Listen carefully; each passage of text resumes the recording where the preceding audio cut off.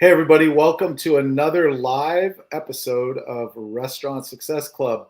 My name is Monte. I'm your host. Scott Turner from Auden Hospitality is joining me as the co host all the way from London. And I'm super excited about my guest today. My guest today is my very first client that I brought on the show. I'm very excited. Nick Fosberg is the owner of Fozzie's Bar and Grill and Fozzie Skybox. And it's been great working with him. The topic today is based on the newsletter that I wrote on Monday, which has to do with working on the business instead of in it. I'm going to let everyone kind of introduce themselves in a moment, but what I want to say about Nick first is he actually was already working on the business before we started working together, and so that's not really something that I taught him. He already had that, but I think that you're going to gain a lot of really great information from his story and talking to him, listening to him, as well as obviously the always insightful Scott Turner's feedback. So to start off, let's go ahead and go with you, Scott. Let's introduce you to everyone, who you are, quickly, what you do. Yeah, sure. Hi, everyone. My name's Scott. I'm the founder of Auden Hospitality. We work with hoteliers to help them think differently about food and beverage to create outlets they love. So we go in and we work with hoteliers that have F&B outlets that are maybe underperforming. We create strategies around what the opportunities are to improve, and then we help them improve it. And where that came from is I worked in hotels for 15 years, worked in independent restaurants for 9 years. And in the 9 years of working in independent restaurants, I learned that restaurateurs just think differently. And if we can apply that back into hotel operations, we can have much better hotel restaurants and bars. So yeah, we take that in. And that's a little bit about me, but I'm really excited to be on this because I've read the article this week and I think there's going to be some great stuff coming out of Nick. So thanks for having me, Monte. Excellent. Okay, Nick, tell us a little bit about you, kind of your story and how you got to where you are today. Yeah, so I grew up in the bar business since the day I was born. My dad's had bars for 45 plus years. So I grew up in it since day one, started in the kitchen and then went to bartending, managing. And then finally one day, one of the bars I was managing, my dad walked into the office, says, "I'm going to sell this effing place." He was all fed up. And I looked up at him. I said, "I'll buy it." And he said, "You want to buy it?" And I said, "Sure." He says, "Okay." He gave me a price and I said, "I'll buy it." He says, "Do you have the money?" I says, "No, but I'll find it." And so it took me about a year, but that's when the time I finally became a bar owner. I now own Fozzie's Bar and Grill. We have 3 open right now, opening 2 more over the next 8 months, and just got into franchising. First franchise is opening up in Scottsdale in September. But yeah, kind of going back to my story and background of getting started in the business. I was working. Do you want me to go into the whole story now and Sure. kind of how it started? Okay. Yeah. So basically, yeah, when I first took over Casey's Pub, the first bar I was managing actually from my dad, I was working 60, 70 hours a week. And to be honest, in the first 6 months, I was in the red quite a bit. I remember writing a check to La Monica. They were the distributor for Budweiser. And I was writing a check, realizing I didn't have enough to cover it, but I wrote the check anyways and sent it off to him. And I realized, like, I'm doing something wrong. I grew up understanding bartending, managing all that, but I didn't really understand the financials. And I knew I needed more sales. I needed more customers in the door, which came down to marketing, which what I had learned from my dad and the old school ways of radio, newspaper, put that out there and blast your specials. So anyways, became a student in marketing, learned a lot of stuff about direct response marketing, copywriting and whatnot. And more so, the number one thing that I took in with all this was lead generation, building a list of customers, their name, their email, their phone numbers, building a VIP program, birthday program, and all that. And long story short, after reading tons and tons of books and courses and even hiring a marketing coach at the time, within about 8 months, we doubled our sales from doing an average about $40,000 a month to $80,000 a month. And a lot of that really came from building that list and then focusing on using that list to book parties and events and getting large groups into our location, plus the birthday program. And during this time, I'm working with my first marketing coach, and he says, you should license this system to other bar restaurant owners. He was pretty shocked by the results that we had. And then he was like, if you had 100 people, 200 people, here's what you could do. And then that shiny object syndrome kicked in, and I'm like, oh, wow, this is awesome. And then I started getting into that, but then I'm already working 60 hours or 70 hours, in the bar. And I'm like, well, how am I going to do that full time? Because I started part-time, just doing it with some people just to see if I can get them results, got them great results. And I started using the case studies and testimonials as ways to get other clients. And during that time, I had to start thinking, well, how am I going to do this full time when I have this full time? And this is where the whole working on the business versus working in the business came into play. A book that every single operator, any entrepreneur should read, I feel, is the book, The E-Myth by Michael Gerber. That book really made me understand and realize that when you are building a bar, restaurant, any type of business, you need to build it in a way as if, how will this place run if you're gone for a month? You got to create systems, you got to create processes. There has to be accountability at all levels. So it took me a good year and a half, and I'm still working on these things every single week, every single month as things are changing.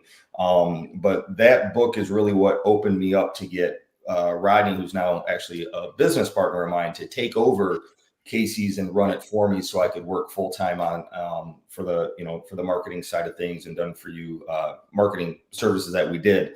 And long story short, passed by 4 or 5 years after that, we had opened up another couple places, and I was still running the Bar Restaurant Success, my marketing agency. And then COVID came around, and within about 4 months, I lost, I think it was 96 clients because all the bars and restaurants were shut down. What did they need marketing for at that time? And during that time, I had so much extra free time with my kids because I was the business with Bar Restaurant Success. I wasn't able to do what the E-Myth taught me on, to work on it. I was more working in it, of doing all the content, the YouTube videos, the sales calls, all that stuff. And I couldn't break away for 2, 3, 4 weeks and leave that business where it would run itself. So I just decided, why keep doing that when it wasn't something I really loved and had a passion for it. What I realized was I was better at the bar business, coaching people. We had systems in place, getting people to follow those. We had great promotions and everything. I thought, why don't I just focus on one brand, one concept, and do what I do best and try to grow more. And that's when I thought, let's take Fozzie's into a franchise and build that out. And that's kind of where I'm at now, from, where I started and where I'm at now. That's awesome. So I talked about this in the article about what working on the business means to me and working in the business. Nick, what specifically, how do you differentiate what's working on the business and what's working in it? So working in it is you're within the 4 walls, obviously, whether if you're bartending, cooking, or you're doing something inside the business, which, where I was at Casey's, for example, I was bartending, I was doing the money, I was mopping floors, I was the janitor, the accountant, I was doing everything, right? Because you want to save as much money as possible. But then you just get led to burnout. Working on the business is focusing on, how can I take this work off my shoulders? Who else can do this work for me in the same way that I would want them to do it? What system could I put in place, and what accountability systems could I put in place on top of that to make sure these things are being done accurately? Working on the business would be the marketing. What am I going to do this month, next month, the next few months for marketing? What are we going to do to drive more people in the door? How are we going to communicate with our customers? What can I do more so for my managers to give them more support to become better leaders and coaches to our team, so everyone's happy. So that's the way that I look at working on the business, and also looking at your P&L every month and looking at your numbers of where can we gain a point here and there, or do we not need to, or inventory systems, just putting everything in place that really gets you dialed in on your numbers and knowing what moves you need to make. And also, what can you do better? There's a quote by Mark Cuban, or I think it's him, and I'm going to mess it up, but this has always stuck in my head. But he basically says that there's someone always out there that's ready to be better than you, in your business. And that's always kind of stuck in my head, that if you get too comfortable and just stop working and stop doing things and stop learning. I like everyone should always continue to learn more. And marketing's always changing. There's always something you can learn with leadership, culture, systems, whatever it is. That if you stop learning, you start to die. And that's something that kind of stood out to me, because I've been through that roller coaster of being comfortable and noticing my sales die off. You get lazy with it. It happens. I think it happens to all of us. But I've just tried to make it a mentality now of just every day. How can I get better? How can I get smarter at something? Who can I surround myself with who knows a lot more than the subject that I can, learn and gain some knowledge from? So that's my long-winded answer of working on versus working in the business. Good. Yeah, that's great stuff. In the article, I write a little bit about some of the differences for me is working on the business is macro, working in the business is micro, working on the business is futuristic, working in the business is immediate. And so I think what you said definitely resonates with how I view the difference between those two, and how I use that in my own coaching business versus how someone in a restaurant might use it. So, Scott, your thoughts? Your verbiage for the future, because working on it is, you are thinking about the future of how you can work less in it, gain some more freedom, whatever it is that you're after, in life. But that's a good point, that it's also, when you're working on your business, it is about the future of your business as well. Yeah, great. Scott, your thoughts on working on the business versus working in it? Yeah, I think I'll give you two examples. One kind of in the operation and where you kind of looking at, especially kind of what Nick was talking about in terms of promotions and things like that. And the other one that I found in my business. So the first one in the operation, I think, every business nowadays, especially bars, restaurants, is living on news. So you have to create news. You have to create reasons people will want to visit. So you have to be strategic in what that is, so that you can forward plan, so that you give the marketing team and the ops team enough time to get things in place. Otherwise, you're just going to let people down. So if you're not working on the business and you're working in the business, you're always going to be working for tomorrow and not working for 3-6 months down the line. And I think, we found this out the hard way a lot of the time in terms of when we were running multi-sites, is if we weren't 6 months ahead with activations, those activations either flopped or we didn't make any revenue, and the revenue would dip in. And if we looked back on P&Ls going back across the years, I reckon you could put the P&Ls in front of me now and not tell me the dates, and I could tell you which were the months that we weren't proactive and we weren't working on the business because we were too reactive at the time, whether that was for an opening, whether that's just because we slipped behind. And you can always tell it in the revenue. I think working in my own business, I read a book that had a real penny drop moment for me, which was Who Not How, which was by Dan Sullivan and Benjamin Hardy. And they tell a story in there about how like the CEOs of big blue chip companies all have drivers. And the example they gave was, they don't have drivers because they can't be bothered driving or they think they're too big to drive. They have drivers because they don't want to waste a minute of the day driving where they can't be working. So they employ someone to do the driving so that they can focus on the business. And it really, that example really resonated with me in terms of who can you get in your business to do the things that either you don't like or that they're better than you, and who can you hire around the business that do those things for you. So there were things that you can't do very well, or the things that you don't like to do because they take you twice as much time. So I think that's the example from my side. And I guess question back to Nick on this one, and you were talking a lot about kind of defocus when you gave your intro speak, Nick. I guess in terms of like when you're working in it, how much of that is a defocus, and how much does defocus play in terms of kind of putting roadblocks in the way of growth? Because you must have seen that. You were talking about, I think it was when you were talking about your marketing business, and you said it was a defocus, so you went back to go work on fuzzies and the core. Like, how much does defocus get in the way of working on the business, do you think, in terms of like sideline projects or day-to-day bits? I mean, honestly, I work from home 99% of the time. I am never at my locations. Rarely ever, unless I'm going up to meet friends. So I mean, what really came down to me was just looking at the numbers. Like, did we not make anything this month or 2 consecutive months? And it's like, okay, I need to get back in the grind. And I know when those times would happen, but now it's like with everything of what we're working on and with trying to grow into, eventually 20 locations is our goal within the next 10 years. Now I'm always just working on the business. So I'm never there. I work from home. I'm doing Zoom calls with managers. I mean, a couple of our places are in different states. And I just can't get anything done there. So I'm trying to focus more on the higher level stuff and making sure our general managers are getting the coaching and support that they need, which they're getting that from Monte. They're getting that also from myself, to where they can, be the right coaches, leaders inside the business to make sure everything runs smooth and following the systems.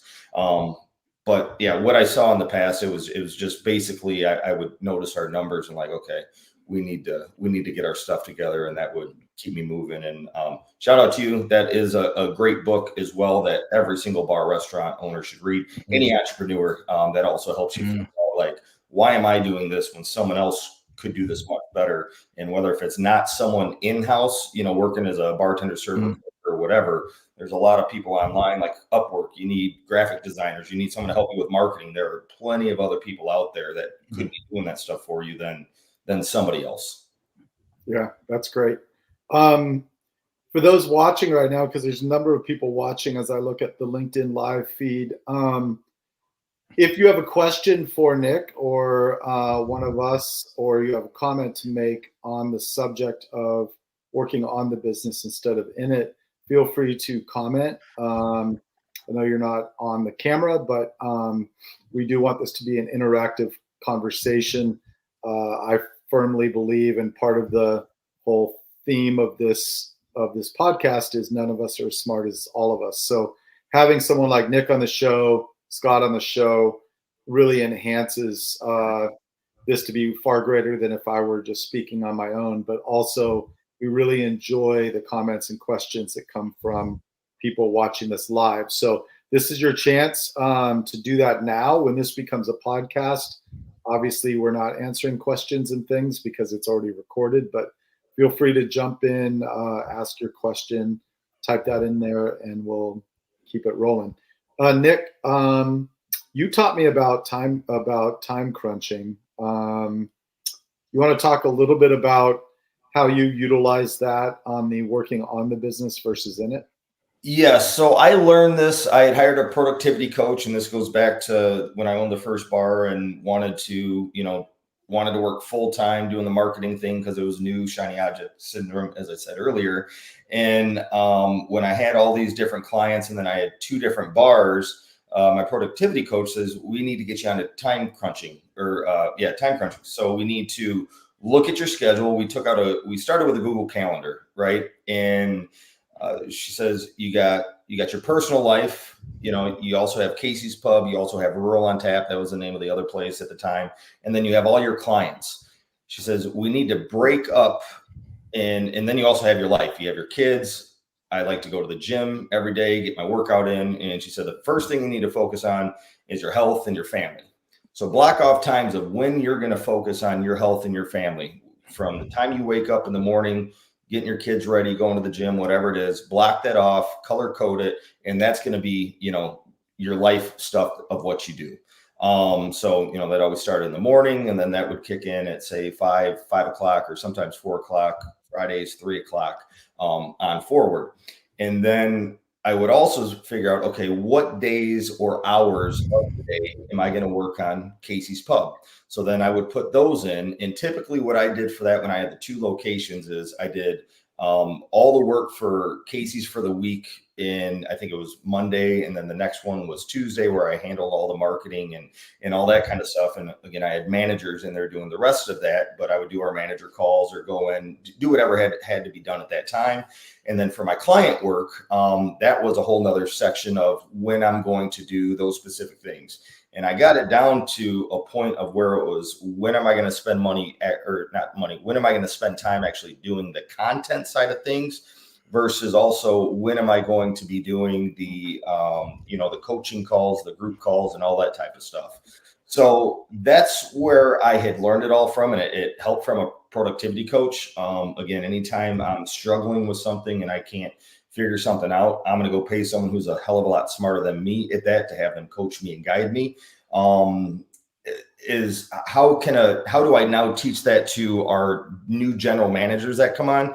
So I've learned a lot over the last couple of years since Rodney, my now business partner, but who was our general manager at Casey's and then Fozzie's and moved down to the one in Tennessee, was working. Like, Rodney's just a beast. He's a workhorse. There's not many people like Rodney doesn't have kids. Well, new general managers that we have definitely have kids, and they don't like to maybe work as much as Rodney does. So I was putting a lot of work and stuff on them that I just felt like, well, if Rodney can do it, they can do it, where I had to learn the hard way that obviously not everybody's Rodney.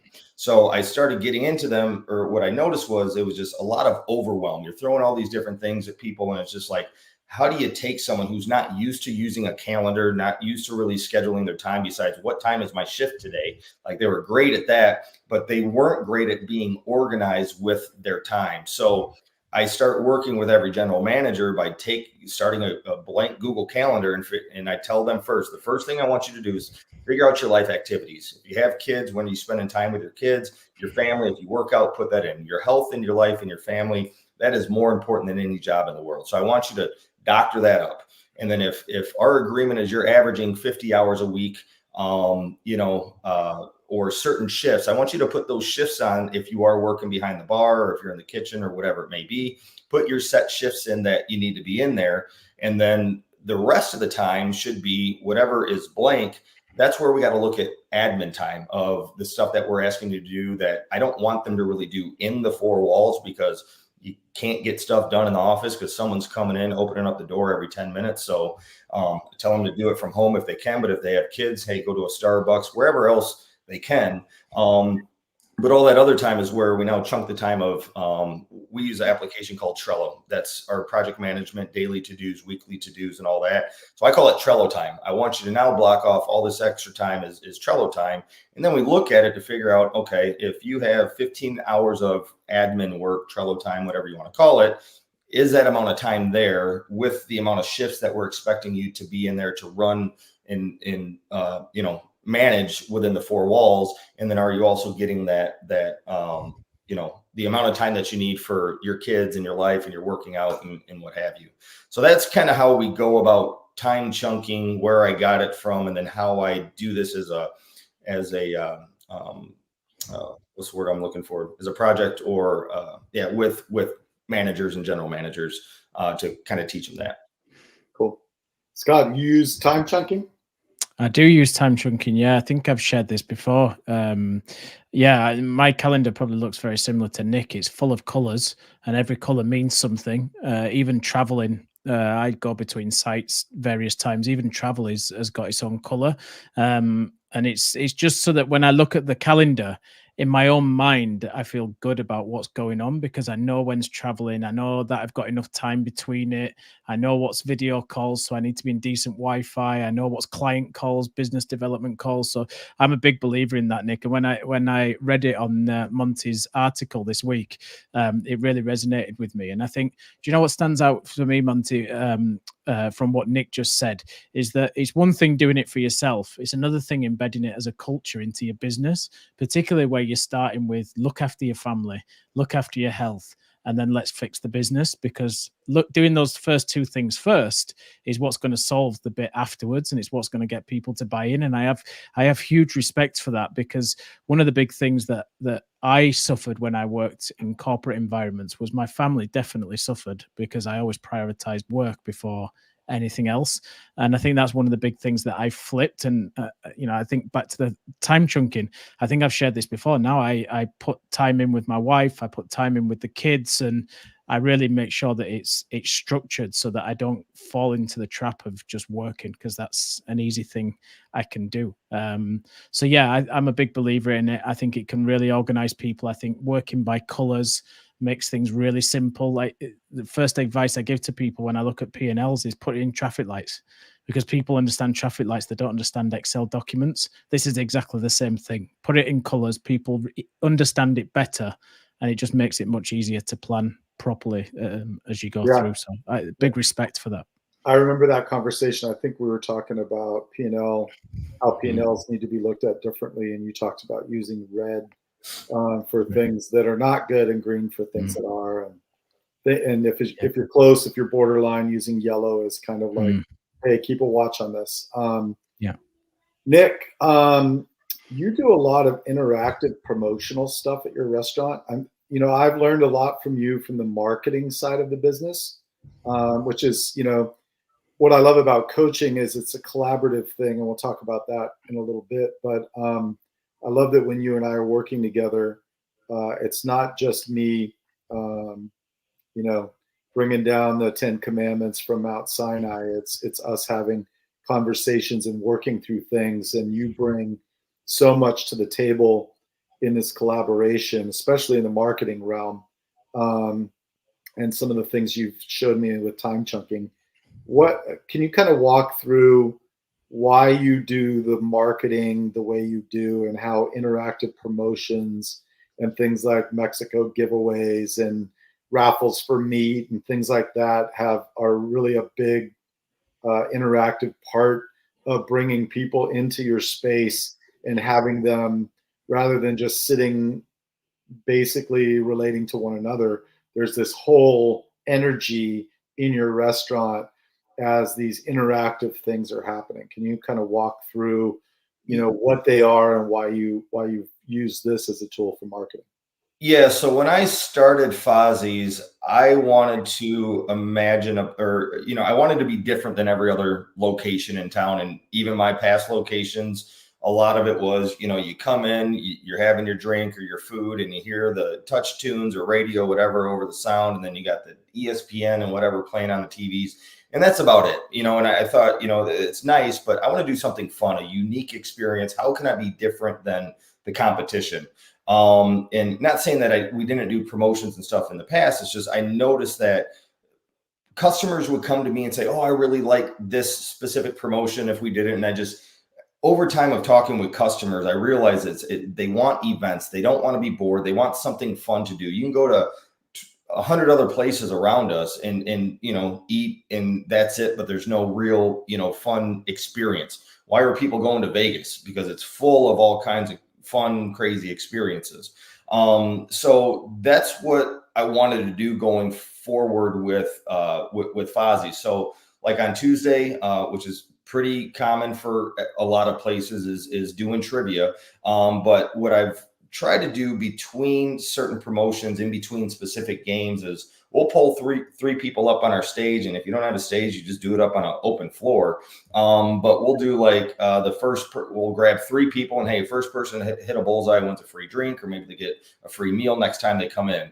And then we'll also set up like a table for a beer pong. We take 3 people, for that, we'll just take 2 people, 1 cup on each side. First person to get it in the cup wins. Or flippy cup, same thing. First person to flip it over 3 times. It's just simple little games like that gets the crowd involved. It gets people watching. It gets people to be interactive and, kind of entertaining a little bit. And it gives people something fun and different to do rather than just your typical trivia night. So that's always helped. And people like that because it's different than anyone else. No one else in our area does that, and people have fun with it. Another thing we do on Wednesday nights is music bingo, singo bingo. So that's just, people are singing along, and it's just something fun for people to do. They're winning prizes. We do another promotion called Pick the Joker. That's for people for a chance to win money each. We do it in Tennessee location and on Thursdays. Here we do it on Friday because that's when we started it 10, 11 years ago at our first bars. But that's just something where, we start off with a pot with $1,000 in it. People do not have to pay to get in it, so there's no gambling.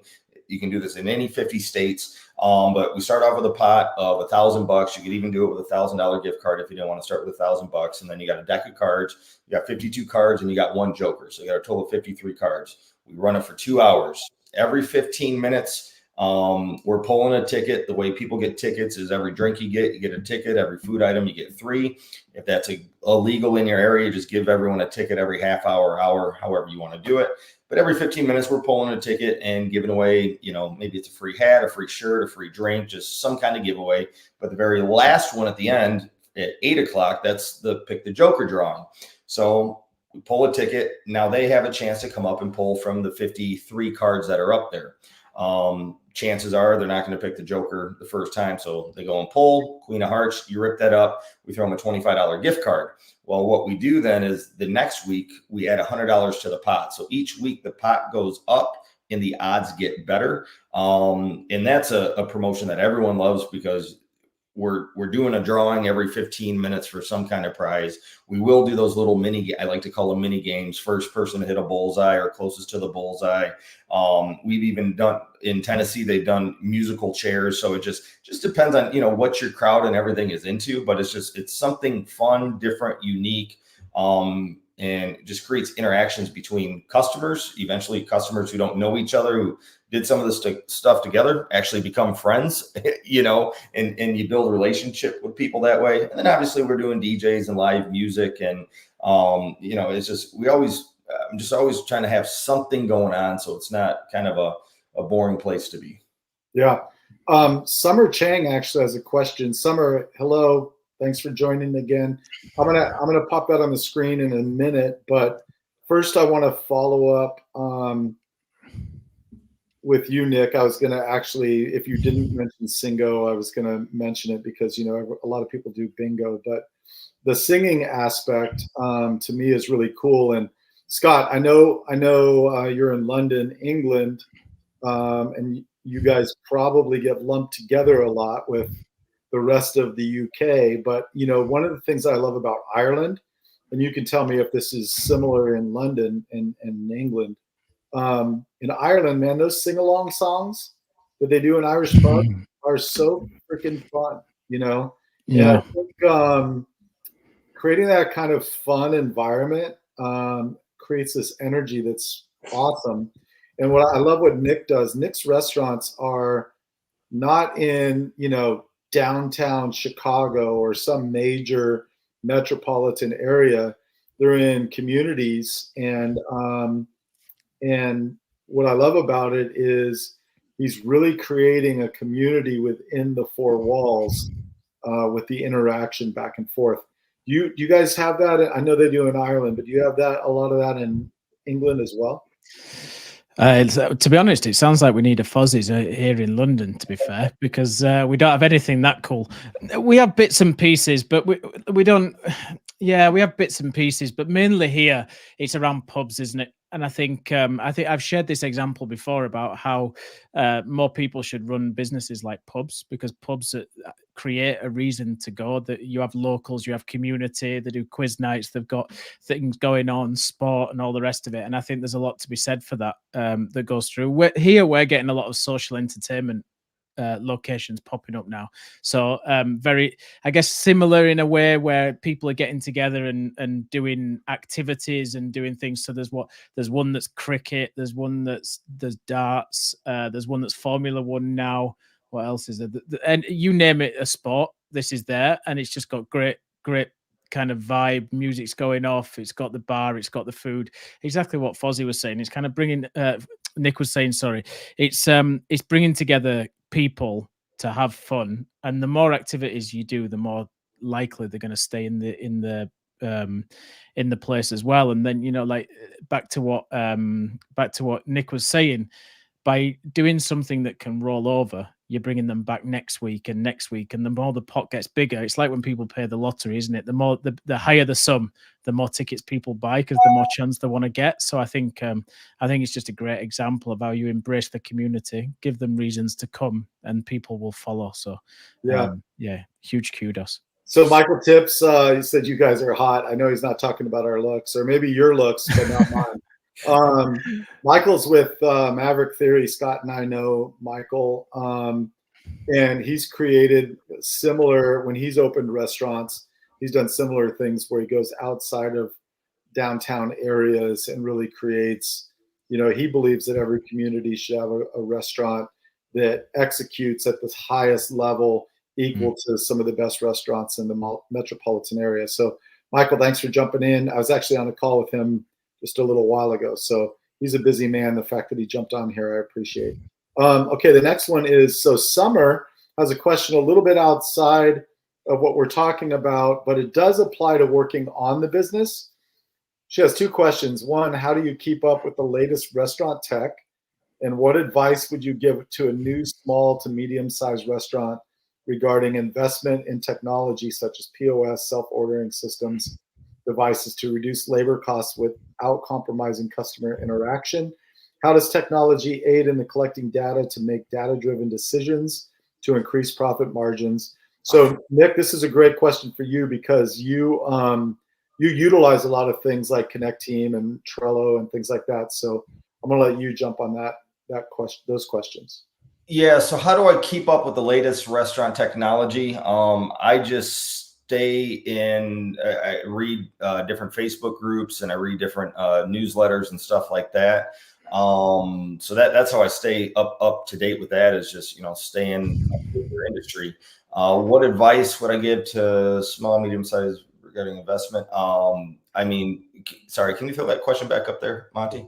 The number one thing I would say is if you're gonna, I understand that small, and I was there too, where you're watching all your costs and you don't want to spend too much money, but it's like we have to invest in ourselves and into our business to eventually get to where we want to be. And sometimes we don't want to spend that extra $1,000 or $1,500 a month, whatever it may be, because it's like, well, that money could be in our pocket, but then you could also still be stuck at where you're at. So you have to be willing to invest in yourselves. I would say the number one thing you really got to invest in is make sure you have a great POS system that has a lot of functionality. I use Toast. It is expensive, but I love it. I think it's one of the best out there. I don't know of them all. But that was a thing that I've heard a lot of people say, that's just too expensive. Well, I mean, their technology is great. Support's not the greatest. I haven't found one that really is. But that's what I would say there. And then also a marketing system is key. You got to have a way to capture people's information, be able to follow up with them, send different offers out to drive people back in. I mean, when I was stuck and in the red and not doing well, creating and learning a marketing systems that brought in new customers and kept them coming back and built relationship with them was probably the number one thing. Actually, I would say that's the number one thing you really got to have and focus on. You can figure it out with an okay POS system and then invest into a better one after that. So that would be kind of my 2 cents there. But when you can figure out the marketing formula that brings people in at a low cost, I mean, then you start having those dollars to be able to invest in other pieces of technology. I use something called Connect Team. I think that's like $250 a month for us. That handles all of our scheduling, our staff communication, all of our opening, closing checklists, onboarding new team members. It has tests, quizzes, all kinds of stuff in there. It's not just for the restaurant industry. It is for many others. The thing that I like about the checklist stuff in there is, that there's a lot you can hand someone a paper checklist or a digital checklist where they just check stuff off. Well, with this, we can make people actually take a picture in order to check the thing off. So, for example, we had a bartender years ago or whatever, they weren't putting the liners in the trash cans and they were just leaving them back there and checking it off. Well, then we changed it. Okay, well, you got to take a picture of it now for the accountability side of things. So that's something that they can do. There's also another company called Jolt that I used to use before Connect Team, but Connect Team I felt had a lot more, what would I say? A lot more components to it for us to do more within the business for our daily operations. Yeah, that's great. So yeah, Tip says, still recovering in some ways from the craft movement. We need to get back to having fun. Kudos. The question for you, Scott. So when we're talking about tech stacks or technology, to Summer's question, I know you and I talk a lot about tech stacks and how they have to be interactive. I told you my story when I did run a restaurant for a hotel. The tech that we used in the restaurant didn't interface with the hotel, and it really caused so much, like probably triple the amount of work that really needed to be there. And they didn't quite get that concept of, okay, restaurants should run differently than hotels. we don't sit in our office and run our restaurant. We're on the floor, right? So can you talk about a little bit about integrating tech together so they're interactive with one another, and how that allows us to spend the time where we need to on the floor, which I know is a priority for you as well? Yeah, 100%. And it's funny. I'm fresh off a conversation on Monday about this with a hotel group. But I just want to pick out something that Summer said in there as well about saving labor. How do you use tech to save to reduce labor costs? I think for me, you should never look at tech to reduce labor costs. Tech for me is an enabler. It's an enabler to get your team to do the admin stuff as quickly as possible, as accurately as possible, to get them back on the floor, which is where they belong and where they can make the biggest impact to your business, which is with the guest. So never look at technology to save labor, because that's the wrong reason for doing it. Look at how it can help the team, look at how it can help the guests, and if it can answer one of those two questions, then everything else then can flow from that. So I just have a real issue with people who kind of look at QR codes and digital ordering and stuff like this and go, actually, I'm going to save people off the floor. Because I was in, I was in, and this was only because my nephew wanted to spend his birthday there, but I was in a Pizza Hut, and they've gone to, in the UK, they've gone to total digital ordering, right? And you can tell they've done it purely from a labor perspective, because there was two girls in a full Pizza Hut running around like I've never seen people before, really stressed, really overwhelmed, trying to get drinks out to people quickly. People were complaining, food was waiting. So you could tell it was driven by the fact that they wanted to take people off the floor. And all it did was it just ruined the whole experience. So I'll give my rant on that one. Back to your point about making sure things stick together. I ran 85 restaurants across 16 brands in 4 countries. We went with best-in-class systems in every single country, because no system can do every single country. Trust me, we tried. That meant in total, I think we had around 16 different systems operating across our restaurants when I worked for an investment business. The only way we could properly manage that in an accurate way was by bringing in a consolidation platform that meant we had data at our fingertips every single minute of the day, no matter whether it was EPOS, inventory, or payroll. So we used a system called Tenzo. There's others out there that you can use, Power BI, but Power BI, if you don't have someone who's a doctor of IT, is incredibly difficult, really expensive. So we used this platform called Tenzo. What it did was everything talked to this one platform, and our managers used that to manage the system. So they could see every single day what the revenue was, what it was against target, what it was against last year. They could see the payroll costs, they could see the inventory coming through, the wastage every day. And us as like area managers, as owners, were able to look at that. Back to the traffic light system, we were able to look at our sites and look at which ones needed the attention, because they were coming up with red on the dashboard. So the ones with green were left alone. They loved it because they never had anyone from central office doing it, and maybe we'd check in every now and again, giving them a pat on the back. We'd keep an eye on the oranges, and then we would go and spend all our time as a central team supporting the people in red. And it just helped us manage the business more effectively, because we were getting to problems before they happened and before they went to a huge scale, because we were able to see that happening quicker. So I think getting all your systems to talk together, back to that point of enabling the team to be able to get back on the floor, getting things to talk together is hugely important. Like, think about it. If you have an inventory system and the data isn't going in there automatically and you're having to manually upload it, it's going to end up there's going to be upload errors, things won't track through properly, and then your team are going to spend twice as much time trying to analyze data than they would if everything was talking together. So it's a huge piece on this. And back to what Nick was saying, if I look at people, clients that I work with and businesses that I'm involved in, one of the big things that they always miss is, how do they get data?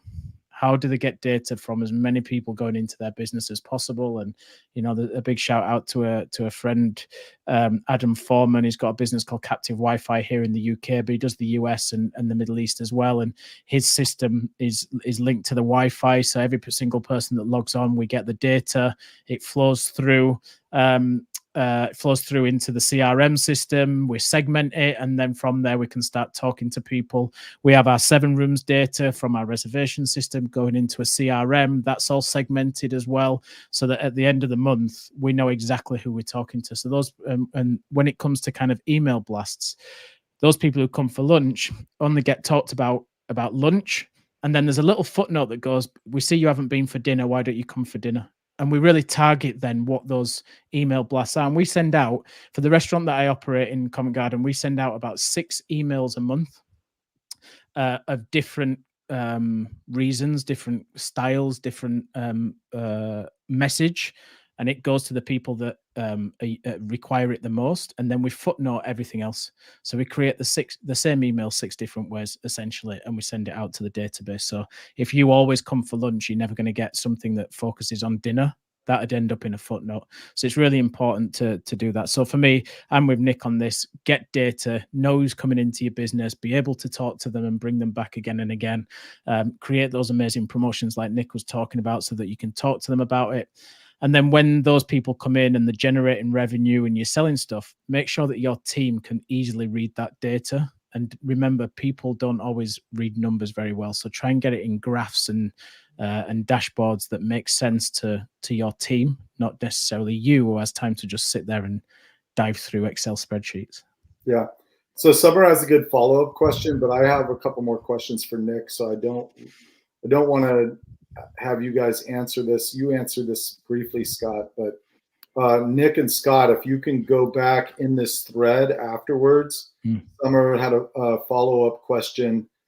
Could you please provide some examples of loyalty programs you use to retain customers? So if you guys get a chance later on, if you comment to that in the feed, after the show, then not only Summer, but other people will be able to hear what you have to say about that. So back to a question for Nick. So Nick, so you were a coach, you did some coaching and consulting, and you've used a lot of different people. We've worked together and you've had other coaches along the way. Why someone that's successful like you, why do you look for coaches? Why do you use coaches when you're already running a successful brand? Well, it's kind of like Michael Jordan, LeBron James. Why do they continue to still have coaches? We can always get better. There's always different areas of our game where we can get better. And I like it also for accountability. If I don't have someone holding me accountable, I can go off in 25 different ways. And that's been one of my big issues in the past, as well as getting that shiny object syndrome of different business models and this and that. Finally, I'm on the straight and narrow with that helped me, 5 years ago or so. But coaching just helps when you have a good coach. I've had some people that weren't the greatest, but they should be there to, one, hold you accountable and make you to figure out what is your vision, what's the end goal, think with the end in mind. Where do you want to get to? Where do you want to be? Where are you at now? And what's going to be that roadmap to get there? So having coaches to kind of help with those things, even if it's in a particular area, like the productivity coach I had hired, here's all the problems where I'm at. Here's how I would like my day-to-day to be, and then provide me the solution and tell me what I need to do. So I feel like good coaches, that's what they will do for bar owner, restaurant owner, any kind of entrepreneur, is to help just, one, be there for support, hold you accountable, and also just keep your vision clear and keep you on the right roadmap of where you need to get to in the shortest amount of time. Are we going to miss deadlines? Are we going to be perfect? No, we stuff happens in life. It is what it is, but it's still good having that coach to be able to, push you along to help you get further ahead, faster. Yeah. So with you and I working together, obviously we work on some high level working on the business stuff. But you've also, a number of my clients have asked me to also work with their teams. So can you kind of talk about, what you and I do together as far as, the conversations we have, and then how you've empowered me to meet with your GMs and different level managers to keep the bus on the tracks and moving in the right direction? Yeah, for sure. So more so with you and I, we started off with you kind of helping me with my financials, helping me hold me accountable with the P&Ls. So we were looking at that and just figuring out, where can we do a little bit better. And then it got to the point of where it was the growth, right? I want to get to 20 locations in the next 10 years. How are we going to do that? What does the model need to look like? So you were able to help me with kind of the management structure, and then figuring out what specific tasks are going to be on those managers, and also what can I outsource to a corporate office that we're starting to build now, that the managers in-house shouldn't be focused on that stuff at all. So you've definitely helped a lot in that aspect to make sure that I am moving in the right direction and not overwhelming my bar manager, floor manager, and general manager. So that's been a huge help. And then the other big help has just been, when you have 3 going on 5 locations, I can't be there to support them all, plus be able to focus on, opening up more locations, refining our systems and processes, and overlooking numbers and all of that. So bringing you on to now start working with our general managers when it comes from a leadership role and everything, that takes it off of me, but they also are getting another view from, besides just me, they're hearing it from another expert. And I feel like that has done a lot, because I feel like sometimes our employees, when they think that it's coming from us, maybe they don't want to believe it all because, we're the boss, the owner, or whatever. But when they know they're working with, a consultant, an expert in the industry, I feel like they believe you maybe a little bit more about certain things that I've already talked to them before in the past. And I think it just adds more support. The other thing that I've noticed, I've been thanked for by 2 of our general managers, is them knowing that I'm investing my own money into this to make them better. And they respect that. And they see that I'm investing in them for them to do better. And I think that then they are giving me a little bit more respect and understanding of why I do things the way I do them. Why do we have all these accountability systems and things in place? They may think that they're, it's a little bit too much, but you got to have things in place if things are not getting done. There has to be accountability. So I think they're buying in more to the vision of what we're trying to do ever since you came in, because you're also talking to them about it also on another level. If that makes sense. I think the real value, I'm going to use this word value twice. I think the real value is, and this is going to be reflective of what you just said about investing in your people, is having calls with your GMs especially, but all of your managers.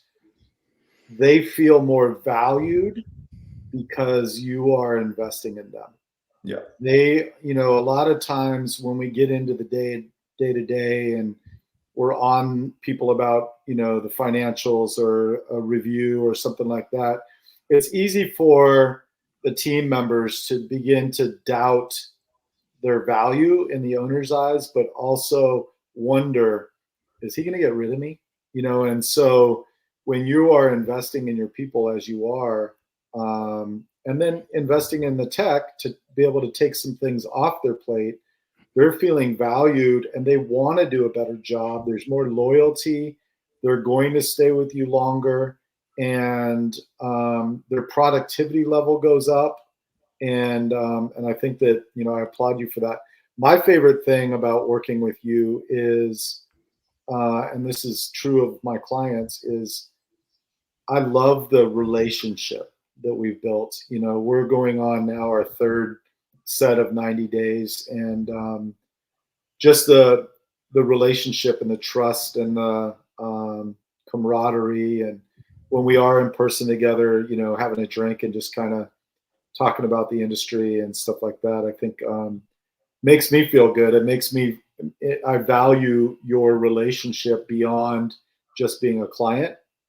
And then also, like I said, because this is collaborative, because I'm very fortunate to work with some very smart restaurant owners, is I gain a lot of value out of our conversations. Or when you say, hey, you need to go read traction, or hey, have you tried time chunking, or any of those things, you definitely, I feel like the coaching model adds value both ways, where the consulting model is more of just, hey, like I said before, I've got the 10 commandments. I have all the answers. Here you go. And it's very collaborative and therapeutic. And I'm very much enjoying time with you. I know we're going to spend some time in Chicago during NRA, and then For just being with your people. Definitely. And the other one thing I do want to add to all of that is the value in your coaching and working with our managers is it's also helped me realize where I'm not perfect. Maybe I'm doing certain things a certain way or acting a certain way towards certain people where I'm in the wrong, and that's where you come in to kind of mediate between the two to say, hey, I understand this person's view.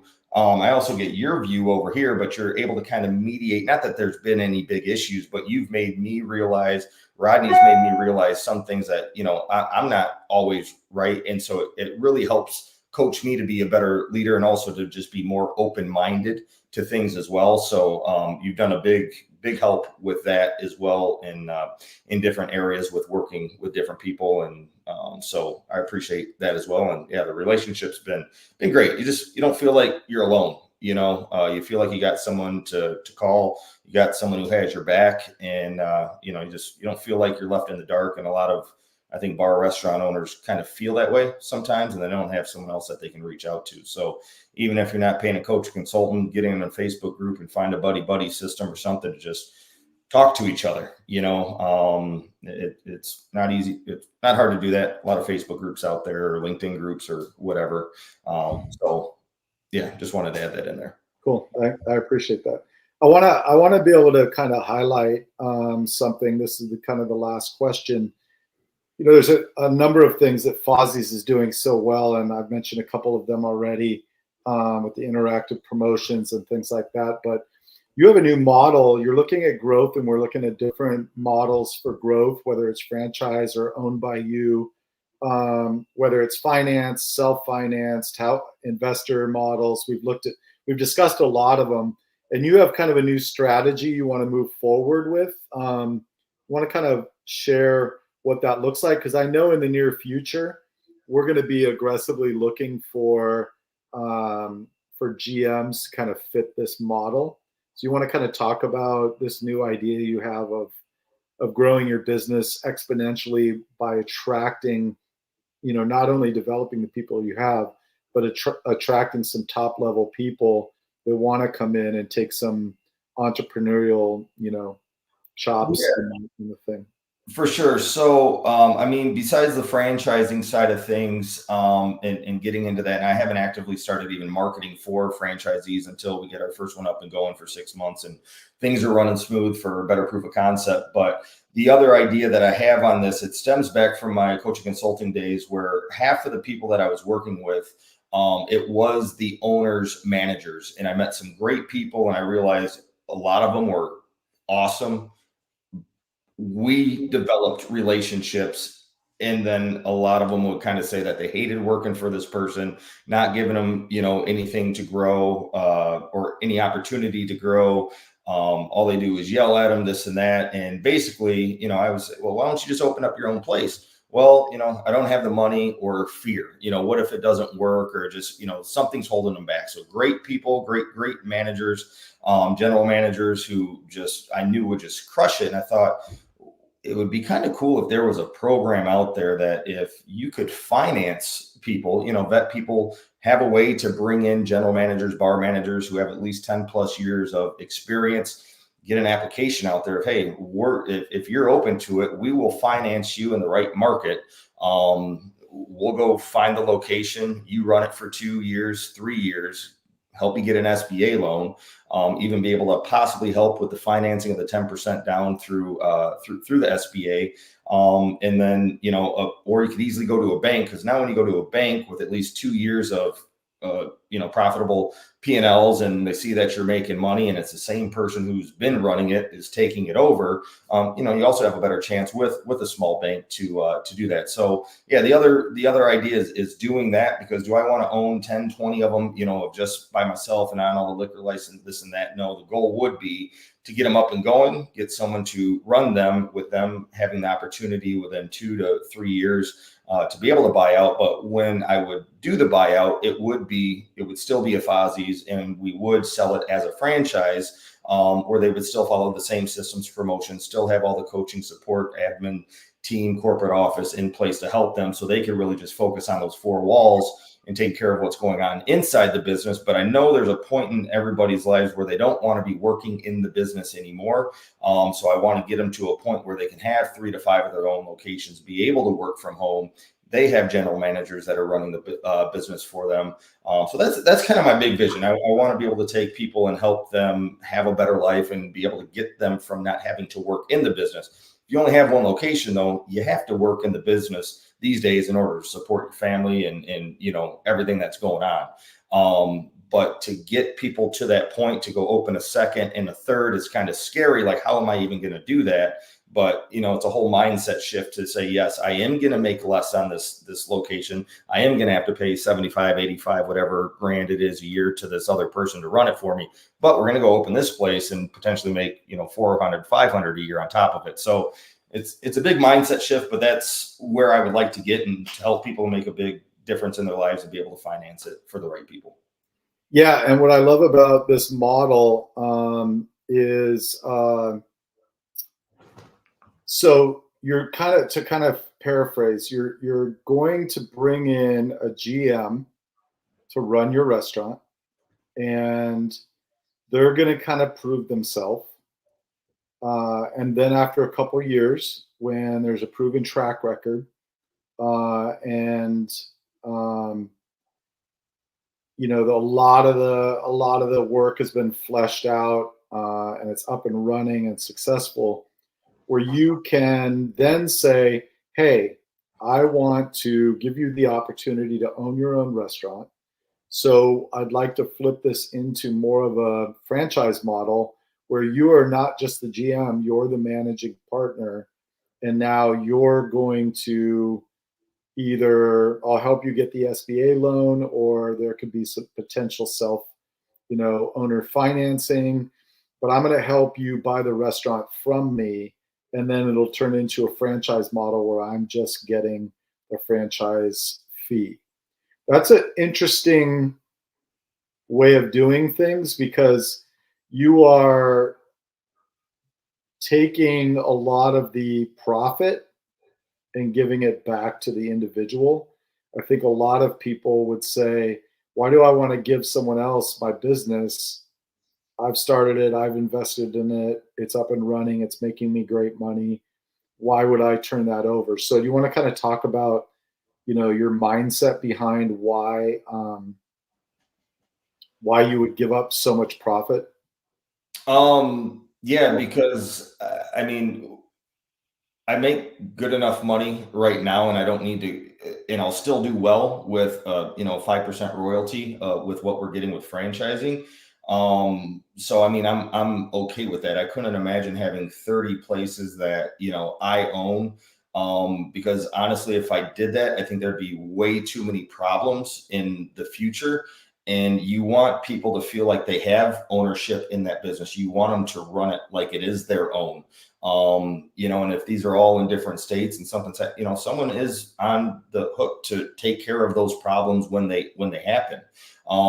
So you got to give up something in order to have more freedom, is kind of the way that I look at it. Yeah. And plus, if I'm getting bought out, you're making back what you got for the build out and whatever else. So it's kind of it's just a different model, but you still have that recurring income coming in, and then you're still able to help and coach and guide them. And my goal is, like, especially with the more that I'm learning about franchising, a lot of the big franchises, they're not looking for someone to just open one. They want them to open 5, 10, and that's the point I want to get to for growth. I can't do this by myself. I need to clone myself into 10, 15, 20 other people who want to have 5+ other locations for me to grow into, something even bigger.